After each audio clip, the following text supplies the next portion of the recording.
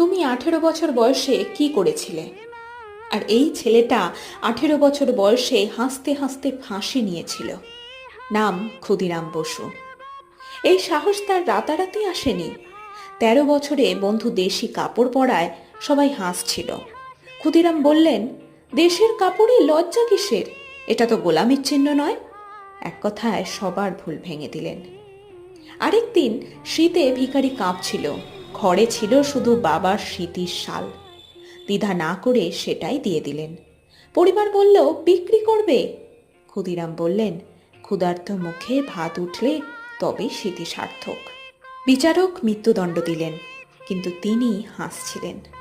মানুষের চোখে জল, ক্ষুদিরামের মুখে ভয় নেই।